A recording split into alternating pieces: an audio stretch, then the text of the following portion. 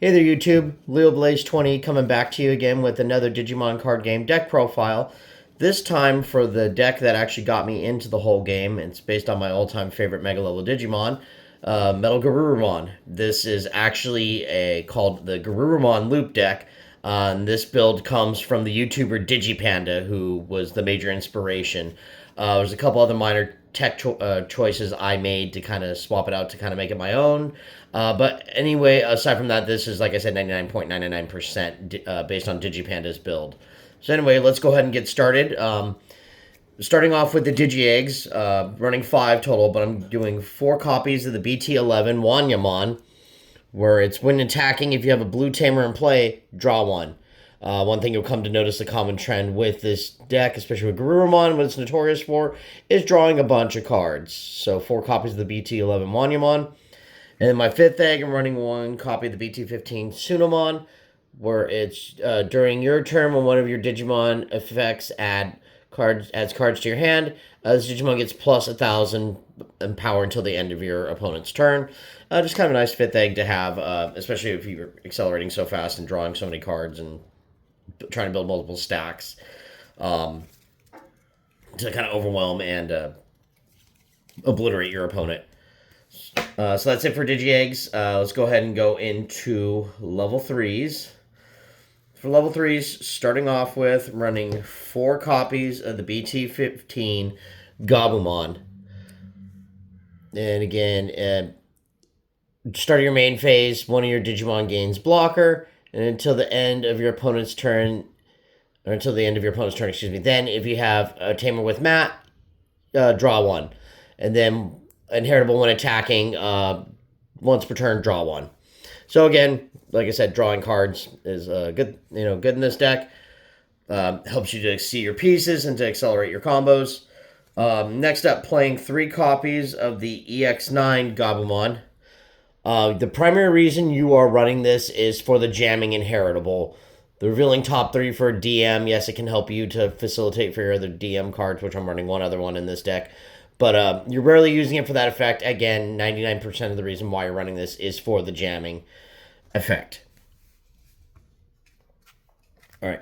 Next up, I'm running 2 copies of the BT5 Gabumon. Again, just to have it as another searcher, just to add a Garurumon in name. If I was running Omnimon, you could also search Omnimon. That can be an option if you wish, but I'm not running Omnimon. But again, just to have another searcher is really, really nice. And then running 2 copies of the EX1 Gabumon, which you're running obviously because it's only got an inheritable effect where you're revealing the top 3 to search for one of your Tamer, and then or one Digimon with Gabumon in its name. So this can also fetch the Gabumon Bond of Friendship Ace, which you'll see a little bit later on in this video. And then I'll kind of explain the combo, the little loop combo a little bit later. And then running 1 copy, because it's limited to 1 on the ban list, of the EX5 Gabumon X Antibody, which is, again, another searcher, top 4 to add 2 cards with Garurumon or X Antibody in their names. And then you trash 1 card from your hand afterwards. And then it's got a built-in protection effect for the inheritable all turns. When Digimon with Garurumon or Omnimon would be deleted by battle, by returning 2 non-Digi-Egg cards from trash to the bottom of your deck, prevent the deletion. So this kind of carries over to the Garurumon X Antibody in the deck too, so which is pretty nice. So that's it for level 3s. Let's go on to level 4s. Level 4s, I'm running 4 copies of the EX1 Garurumon. So this one just has an inheritable effect. When attacking, once per turn, you may play 1 mat with a play cost of 3 or less from your hand without paying its memory cost. So that comes in pretty nice, especially to help kind of facilitate the loop combo. And like I said, I'll kind of explain that a little bit later on in the video. So 4 are the EX1 Garuru. Next, only playing 2 copies of the BT15 Garurumon. When digivolving, if you have a Tamer with Mat in its name, draw 1. If you don't have a Tamer with Mat, you may play 1 Tamer with Mat from your hand with the play cost reduced by 3. So it helps you cheat out your Mat again. And then when attacking, inheritable, once per turn, draw 1. So, whoops, 2 copies. And then also running 2 copies of the EX9 Garurumon. On play when Digivolving, placing 1 card in your hand face down. This is Digimon's bottom Digivolution for each face down Digimon. Trash any 1 Digimon card from your opponent's Digimon. So that can come in handy every now and then just to kind of start stripping their sources. But again, 99% of the reason why you're running this card, again, is for the jamming inheritable. Because, yeah, you want to protect your stacks while you're swinging into security, especially multiple times. And then the final level, level 4 I'm running is Garurumon X Antibody. On Digivolving, draw 2, then you trash 2 in your hand. If Garurumon or X Antibody is in this Digivolution sources, you gain a memory. So basically, over Garurumon, you're basically gaining memory just for Digivolving on him, which is pretty stupid. And then it's got the same built-in protection as the Gabumon X Antibody when this would be killed by battle. You send 2 non-egg cards from your trash to the bottom of your deck to protect it.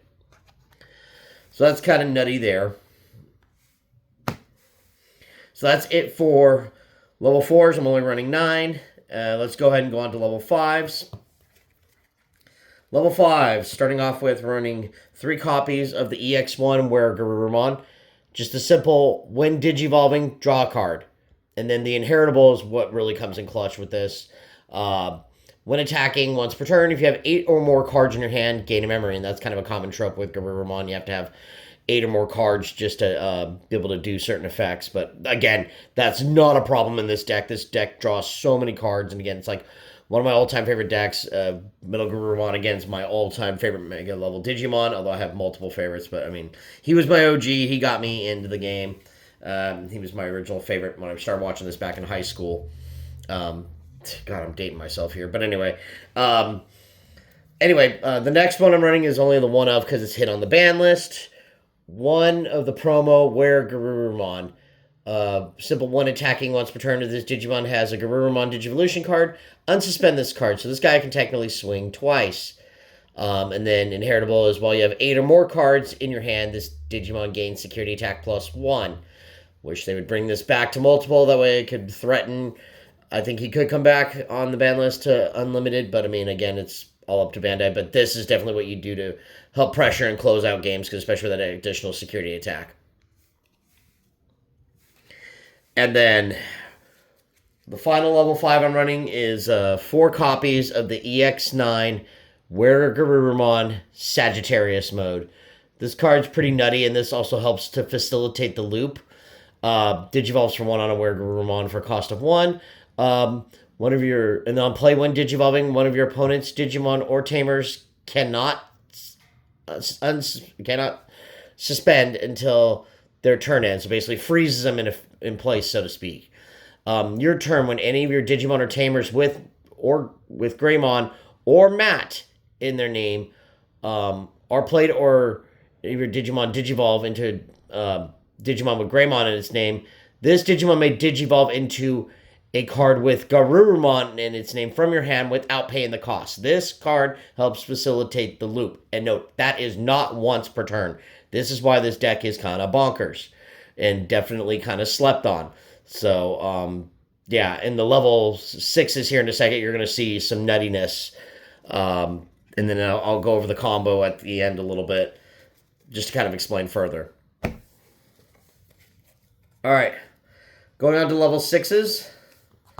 Level 6s first up, and this is going to be kind of a shocker. We're running 4 of the promo Magna Garurumon.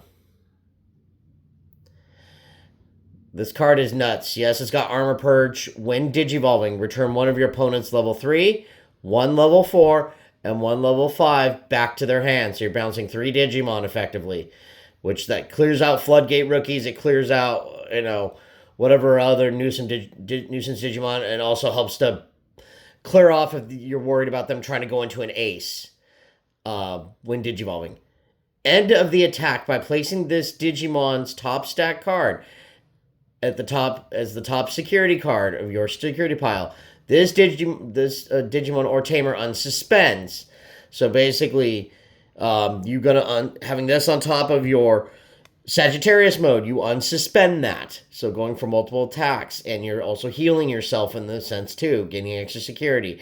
Kind of a nutty card, a very underrated card, and the fact that, yes, it's Garurumon in its name. It works with the combo. Pretty sweet.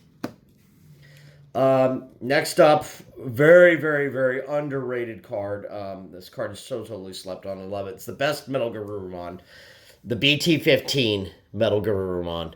And yes, I've got one altar. I'm looking for two more. So anybody's got some for trade or sale, let me know. Anyway, it has the Warp Digivolving effect. As long as you have Matt on the field and a Gabumon. For Digivolution cost of 4, ignoring requirements. It's got Evade, which that also helps you, like if you're about to get hit by attack or option card, you just suspend him to dodge. When Digivolving, 3 of your opponent's Digimon and Tamers can't suspend until the end of their turn. Basically, it's a freeze effect for 3. This is fun to get off.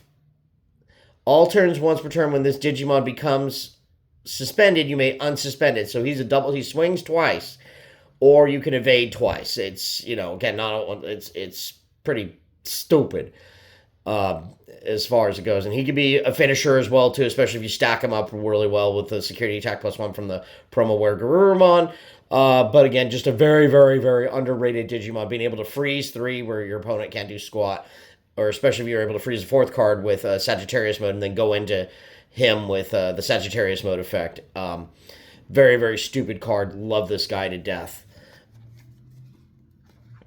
That's it for level 6s. Going into level 7s, I'm just simply playing 2 of the Gabumon Bond of Friendship Aces. Just again to have hand trap accessibility to quote Yu-Gi-Oh! Here.